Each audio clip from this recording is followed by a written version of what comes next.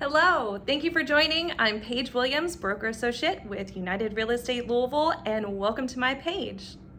I discuss all kinds of fun tidbits, tips, and real estate ideas. Make sure that you hit the like and follow and subscribe so that way you get notified for future videos. Here are 5 things that you can be doing to win in a multiple offer situation in your real estate market. Hi guys, thanks for joining. The market is competitive.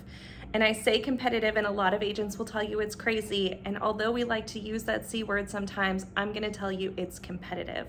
And part of being a good buyer in this market is aligning yourself with a great real estate agent or a broker associate like myself to help guide you through the process. But what I want to talk to you about today are 5 steps that you can do to make your offer a winning offer in a competitive environment. Step number 1. Before you go and get in your car when gas is over $4 a gallon and drive around and view homes, you need a license to shop. You wouldn't drive your car without a license. We don't want to look at houses without a license to shop. What's a license to shop, Paige? It's getting your pre-approval with a trusted lender partner before you cross the threshold of the very first home. And this is important because other buyers that are viewing that home and are potentially going to be writing offers on that home, they already have their pre-approval. And I know you've heard me say it before, but let's take it a step further and go ahead and get an underwritten loan approval. So all we need to do is plug in an address, order an appraisal, and we're off to the races. It's also important that we have our lender communicate that pre-approval to the listing agent. So once we do write an offer, we are going to reach out, have our lender partner reach out to the listing agent and tell them, hey, this buyer has had an underwritten loan approval. They are good to go. There are no hiccups. We've already reviewed credit, income, assets, and documents and verified, their employment. We are ready to go. And it's going to give your offer that much more bite. Bonus tip, let's not also forget about proof of funds. If you're putting a significant amount of money down, if you are going to be covering an appraisal gap or shortage, let's make sure that you supply your agent with a letter from your bank that is showing proof of funds, that you have put your money where your mouth is, right? That you have the assets to back up the offer that you are writing. This one's one of my favorites. During the showing, tip number 2, let's mind our manners. Let's be respectful of the sellers of their home. And now more than ever in this day of technology, you are on camera. Whether it's the doorbell camera there in the front, whether it's hidden cameras throughout the house, whether it's the neighbors who are watching people come and go, you are on camera. And now is not the time to be picking apart their home as you're walking through it. Let's save those discussions after we leave, because you may inadvertently say something to offend a seller, and although your offer may be wonderful, they're going to remember you as the person that tracked mud in their house, that said something bad about their cat, that made fun of their furniture, and that could hurt your offer. Tip number 3 is writing a clean offer. And we hear this time and time again as agents, and it's kind of the lingo that we use, but for you as a consumer, you might not understand what a clean offer is. A clean offer is one with as few contingencies as possible, that is very clear and well written and doesn't leave any doubt in the seller's mind what we're trying to accomplish. So make sure that at your buyer consultation with your real estate agent that you are reviewing the contract. Here in Louisville, Kentucky, our contract is 7 pages long, and then we have multiple different addendums and clauses and things that we can add to it. At your buyer consultation, you need to sit with your agent and go over line by line of that contract. Know what you're getting ready to offer, know where it's going to go, know what it looks like, what the potential downfalls could be if something goes a little sideways. The time of that to be done is at your buyer consult. We don't want to see the contract for the first time when you're writing an offer. So make sure that you are having a buyer consultation with your real estate agent and your trusted professional, that you're going through it line by line, that you know what the potential contingencies could be, how you're going to formulate your best offer for that home. And this is just very important. It's not something that you need to take lightly. It's not something you should be reviewing from your phone screen when you're trying to write an offer. This is a legally binding contract, and in Louisville, Kentucky, our contracts are 7 pages, and then we have countless addendums that go with it. So make sure that you are reviewing that contract long before you're writing an offer. Love letters. Oh my goodness, so this is a really hot topic in a lot of agent groups that I'm in.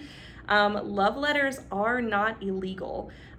They are frowned upon in many areas, and I can tell you as a listing agent, I never submit love letters to my sellers. I only submit a redacted type form of the contract for them to review, so they're not even seeing people's names.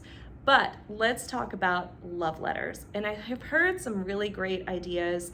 If your state allows them, make sure that you're not mentioning any of the protected classes, that you're not talking about race, familial status, handicap, those kinds of things. Leave that out of it. But a creative one that I saw, and I want to share it with you, is from the point of view of a dog. So they were walking through the house, they noticed that the sellers were dog people, that they obviously loved their dogs and cared about them and really had an affection for dogs. And the buyers had a dog, and they wrote their love letter from the perspective of the dog, that the dog was really going to appreciate the yard, that he was going to be very happy, he liked that there was a park nearby, and I thought that was really cute. So if you are allowed to write a love letter to the sellers of the home that you're writing an offer on, make sure that you keep it very clean and neat, and you are not mentioning any of the protected classes. And also know that there is a potential possibility that the seller is not going to ever see that love letter until after your offer is accepted. But I'm not going to just leave you hanging, because now I feel like I kind of thrashed love letters. Let's talk about other things you could do. You could send the seller flowers. You could offer the seller a taco bar. You could, in your offer to pay the seller's closing cost, maybe up to a certain amount of their moving expenses. You could give them delayed possession. There are other ways that we can formulate a really strong offer, make it attractive to the seller without having to tell them your life story. And number 5 is communication.